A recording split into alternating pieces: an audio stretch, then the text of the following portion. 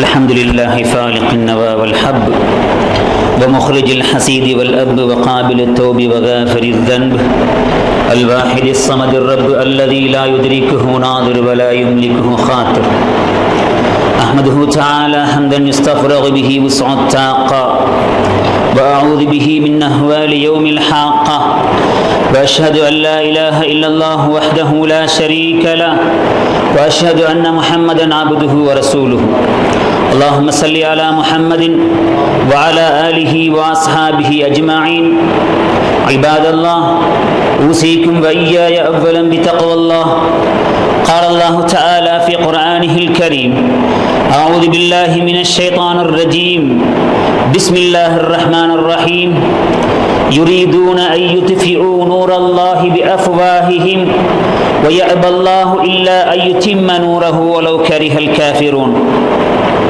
صدق الله العلي العظيم சர்வ புகழும் புகழ்ச்சியும் ஏக பராபரனாகிய வல்ல இறைவன் ஹக் சுப்ஹானஹு வ தஆலா அவன் ஒருவனுக்கே சொந்தமானதாகும். ஸலவாத்து சலாம் என்கிற சாந்தி சமாதானம் கருணைகள் அனைத்தும் எமது கண்மணி நாயகம் ரசூலே அக்ரம் ஸல்லல்லாஹு அலைஹி வஸல்லம் அவர்கள் மீதும், அன்னாரை பின்பற்றிய சஹாபாக்கள், அதற்கு பிறகு அவர்களை பின்பற்றிய தாபீங்கள், இவ்வாறாக அன்றிலிருந்து இன்று வரைக்கும் பெருமானா ஸல்லல்லாஹு அலைஹி வஸல்லம் அவர்கள் எந்த வாழ்க்கை எடுத்துக்கொண்டு வந்தார்களோ அந்த வாழ்க்கை எடுத்து நடந்து ரசூலுல்லாஹி ஸல்லல்லாஹு அலைஹி வஸல்லம் அவர்களது நட்பையும் அல்லாஹு தஆலாவுடைய நெருக்கத்தையும் அருளையும் பெற்ற மகான்கள், வலிமார்கள், இமாம்கள் அனைவர்கள் மீதும் அல்லாஹு தஆலாவுடைய அருள் உண்டாக வேண்டும் என வல்ல ரஹ்மானை வேண்டியவனாக, அன்புக்குரிய இஸ்லாமிய பெரியோர்களே, அல்லாஹு தஆலா அவன் ஒருவனை பயந்து கொள்ளும்படி ஆரம்பத்தில் எனக்கும் அப்பால் உங்கள் எல்லோருக்கும் வசியத் என்கிற நற்கட்டளையை கொண்டு நல்ல உபதேசம் செய்து கொள்கிறேன்.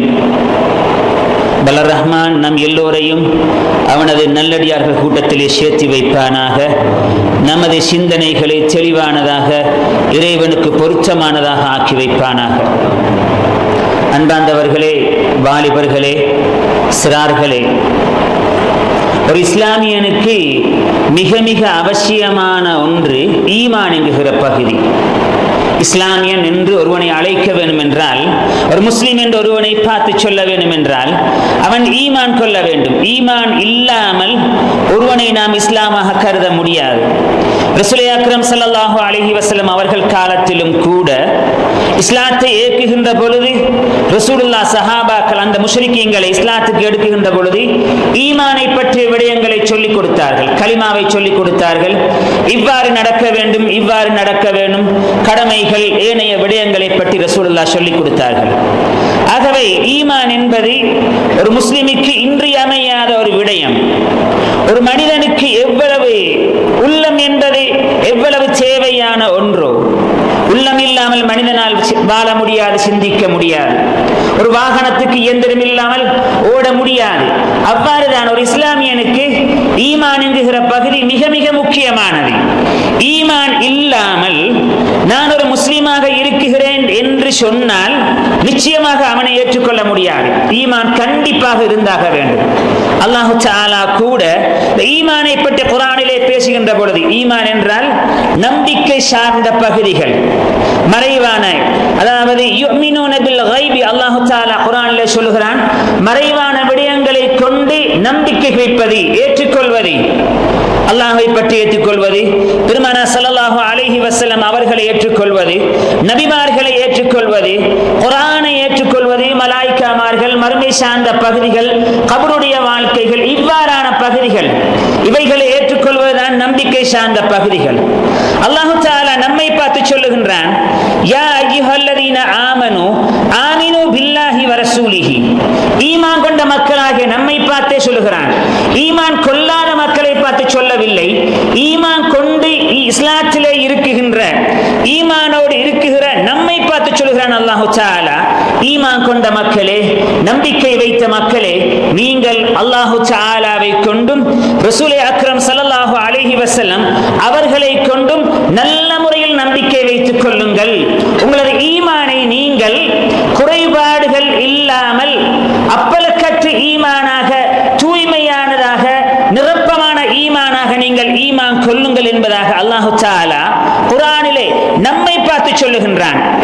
சமூகங்களை பார்த்து அல்ல, இஸ்லாம் அல்லாத சமூகங்களை பார்த்து அல்ல, இஸ்லாத்திலே இருக்குகிற முஸ்லிமாக மோமினாக இருக்குகிற நம்மை பார்த்து சொல்லுகிறான், நீங்கள் அல்லாஹ்வையும் ரசூலையும் ஈமான் கொள்ளுங்கள் என்பதா. ஈமான் என்றால் இரண்டு பகுதிகள் உங்களுக்கு தெரியும். நாம் மொழிகின்ற கலிமா லா இலாஹ இல்லல்லாஹ் முஹம்மதுர் ரசூலுல்லாஹ் என்கின்ற அந்த கலிமா, இரண்டு பகுதிகளையும் நாம் நாவினால் மொழிந்து உள்ளத்தினால் நல்ல முறையிலே ஏற்றுக்கொள்ள வேண்டும். வெறுமனே நாவினால் மொழிவது அல்ல, உள்ளத்தினால் சம்பூரணமாக அதில் எந்த குறைபாடுகளும் இல்லாமல் நல்ல முறையில் ஏற்பதுதான் ஈமான். அல்லாஹு தஆலா ஒருவன் இருக்கிறான், நம்மை படைத்து பரிபாலிக்கிறான், சர்வ வல்லமையும் அதிகாரமும் அவனிடத்தில் தான் இருக்கிறது. அவனை நாம் வணங்க வேண்டும்.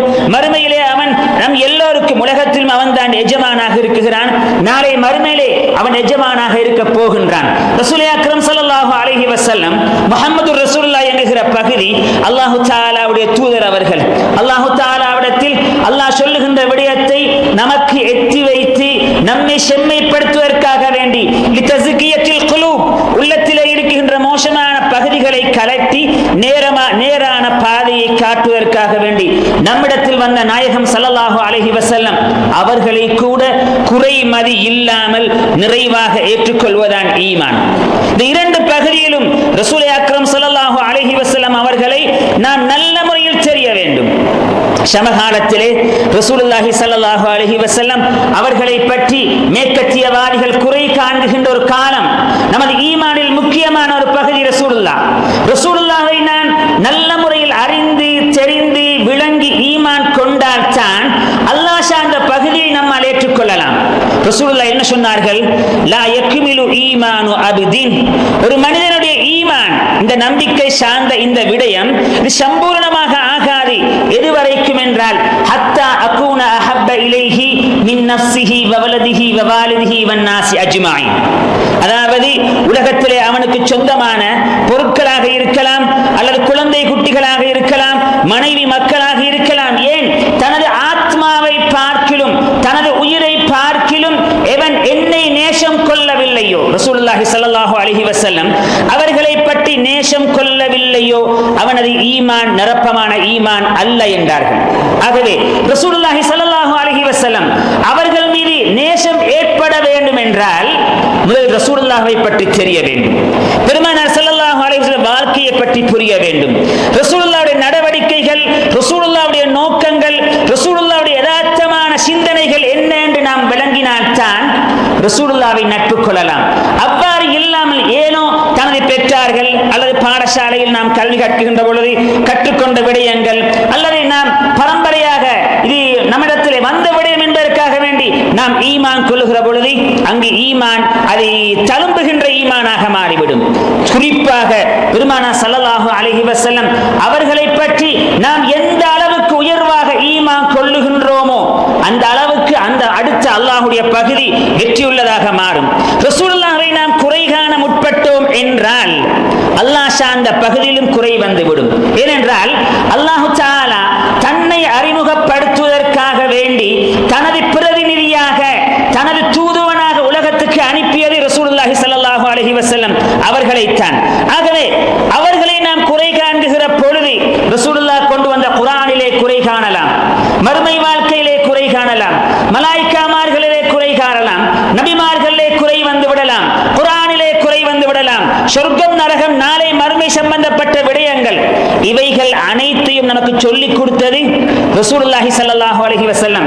ஆகவே இவர்களை குறை காண்கின்ற பொழுது அவைகளிலும் குறை ஏற்பட வாய்ப்பு இருக்கிறதா இல்லையா சிந்தனைக்கு எடுத்து பாருங்கள்.